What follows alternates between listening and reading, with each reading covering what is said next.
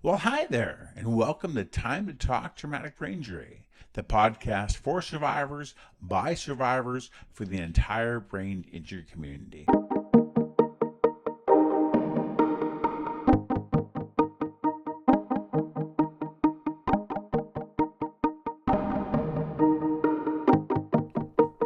Poetry can be a powerful teaching tool, helping those with language deficits the ability to improve their literacy.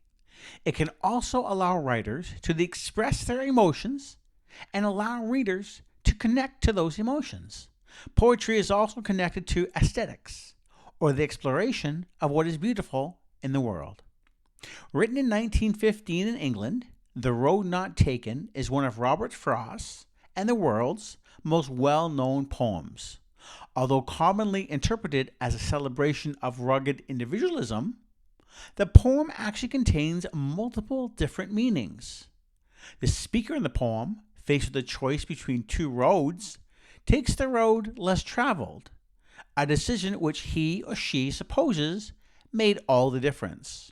However, Frost creates enough subtle ambiguity in the poem that it's unclear whether the speaker's judgment should be taken at face value, and therefore whether the poem is about the speaker making a simple but impactful choice, or about how the speaker interprets a choice whose impact is unclear. Enjoy this reading by Dawn, a brain injury survivor at the Blue Sheet Clubhouse, with a smooth voice that is pleasing to the ear and has a musical quality, one that flows effortlessly and has a pleasing texture. This is the perfect voice to narrate one of Robert Frost's most notable works. Enjoy.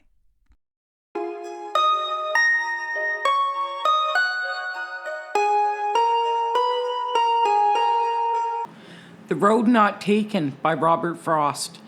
Two roads diverged in a yellow wood, and sorry I could not travel both and be one traveler. Long I stood and looked down one as far as I could, to where it bent in the undergrowth. Then took the other as just as fair, and having perhaps the better claim because it was grassy and wanted wear. Though as for that, the passing there had worn them really about the same, and both that morning equally lay in leaves no step had trodden black. Oh, I marked the first for the day, yet knowing how ways lead on to way, I doubted if I should ever come back. I shall be telling this with a sigh, somewhere ages and ages hence. Two roads diverged in a wood, and I took the one less traveled by, and that made all the difference.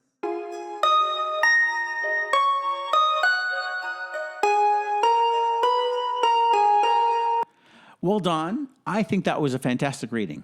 Thank you. Your pacing was great, your enunciation, it was really a wonderful reading, and everyone that was here enjoyed it very much. I want to ask you a couple questions about what you think about the poem. And I talked before about the use of metaphors, and a metaphor is an implicitly made comparison between two seemingly unlike things. The metaphor extends throughout the whole poem, which makes it an extended metaphor. The most obvious metaphor is the road in the poem. The road is the path we take through life. The fork in the road is the decisions we make, and we make them as we continue our journey. What major decisions have you made in your life after sustaining a traumatic brain injury? Any decisions you've made? Well, I really struggled with reading after my brain injury because I couldn't remember when I finished the paragraph what I just read. Mm-hmm. So I really had to work on my reading. Okay. And these are decisions that you've made, you wanted to work on your reading. Why? Did reading bring you a lot of pleasure? It did before my brain injury.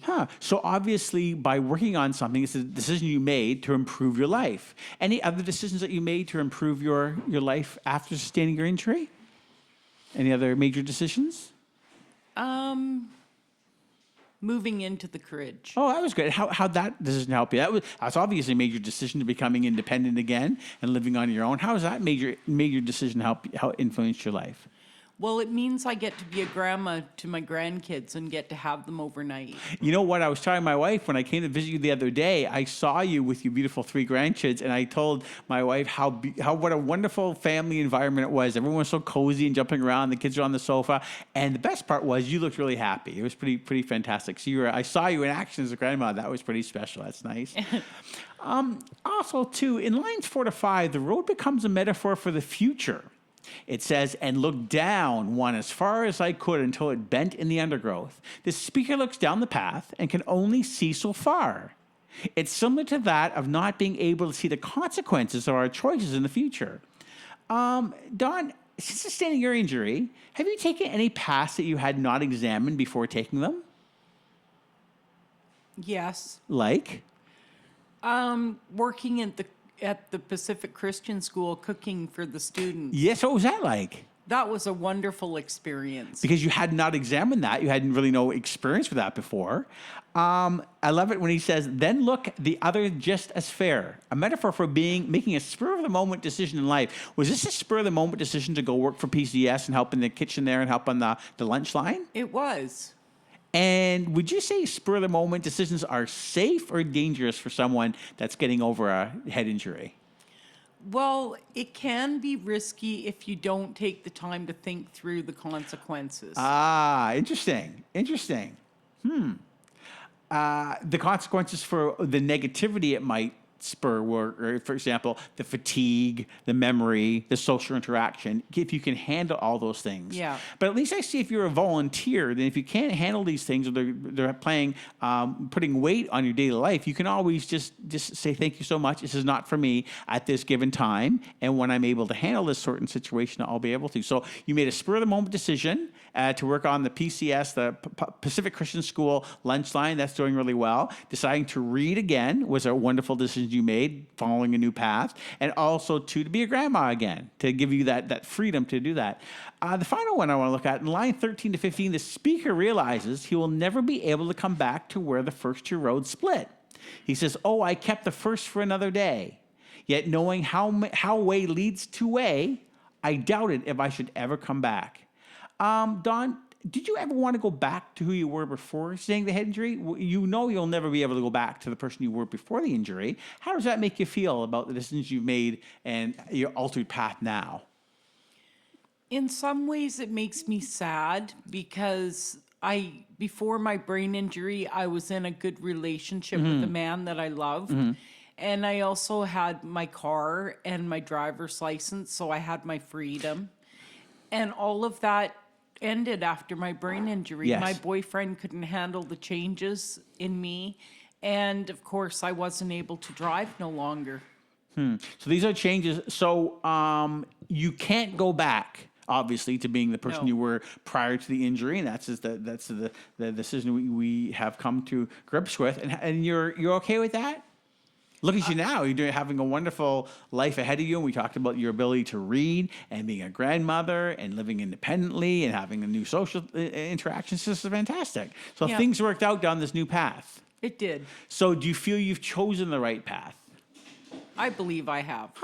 And now you tell me that this poem is one of your favorite. Because I can relate to it. You can relate to it as a head injury survivor. Could you relate to it prior to sustaining the injury, or more now after being a head More injury survivor? now. Really? And why down? Why can you? Because I've had to take the road less traveled. And you were unaware of this road less traveled beforehand. I was. Did you see your decision of having? Did you see your life of having a choice of having a decision to make before the injury, or just going down one path? Just going down one path. And so basically the head injury gave you the opportunity to continue down the old path or choose a new path with your new limitations and your new status as a survivor. Yeah. Well, thank you so much, Dawn. That's very You're kind very of welcome. you. Well, after that wonderful reading by Dawn, it was really enjoyable to listen to her. And Eddie, I can see that you were really enjoying the poem too, listening to it and your facial expressions. And I really thought that you got a lot out of it. First of all, I want to talk about the use of metaphors in this poem. And a metaphor is an implicitly made comparison between 2 seemingly unlike things. The metaphor extends to the whole poem, which makes it an extended metaphor, obviously. The road is the path we take through life. The fork in the road is the decisions we make as we continue our journey. What major decisions have you made in your life after sustaining a traumatic head injury? I have made quite a few decisions that have affected my life pretty drastically, I'd say. And I've had to eliminate a lot of people from my life. Now, you've eliminated some bad distractions from your life. You also implied that you're using a little bit of cannabis for relaxation and legal consumption of cannabis. And that is how it seems to be helping you a little bit? Yeah. Helping you relax and helping you face the day a little bit longer. Does it help you sleep as well? Yeah, that was the original gravitation towards it was for sleep. Were you having difficulty sleeping after sustaining your head injury? Oh, yeah. You were you? And why is this helping you sleep, cannabis? I don't know, just to kind of... Just more relaxation. All right. Obviously, in lines 4 to 5, the road becomes a metaphor for the future. It says, and look down one as far as I could until it bent in the undergrowth. The speaker looks down the path and can only see so far. It's similar to that of not being able to see the consequences of our choices in the future. Have you thought about the consequences you've made, and were you nervous about making consequences that you couldn't see whether you'd react to in the future? I tend to not think of the consequences, and that might be detrimental to my progress and things, but I'm having a great time. You're having a good time. Okay. Now, the final one, lines 13 to 15, the speaker realizes that he will never be able to come back to where the first two roads split. Oh, I kept the first for another day, yet knowing how way leads on to way, I doubted if I should ever come back. It's a metaphor for life-changing decisions that forever alter our path. Eddie, do you ever want to go back to who you were before the head injury? Sometimes, but I have to realize that that's just not an option. Not an option to go back. Is it a dangerous option to go back to who you were before? Absolutely, it is. So you're staying away from danger. Yep. And you're going to concentrate on these new decisions you made, this path. And how's the path treating you so far? I think it's doing all right. And how would you describe this path that you are now on?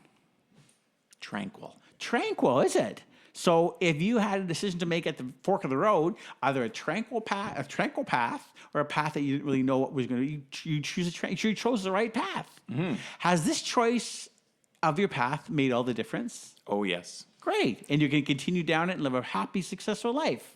So you made a great decision for the path that you've been on. Yeah.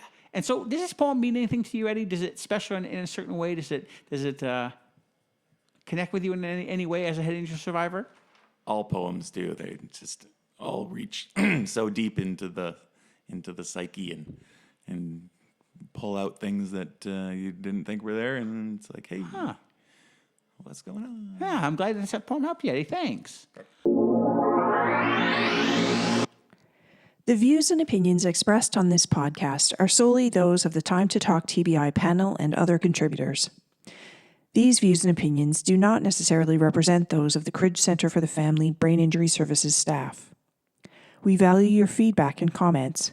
Please send us an email at tbipodcasts@cridge.org. Well, I want to thank you very much for joining us today on Time to Talk Traumatic Brain Injury, the podcast. We hope you enjoyed it. We want to thank our guests very much for giving us a great narration of the poem. Thanks, Don. And also for their inside thoughts about the road they're taking and the new journey they're on since their head injury.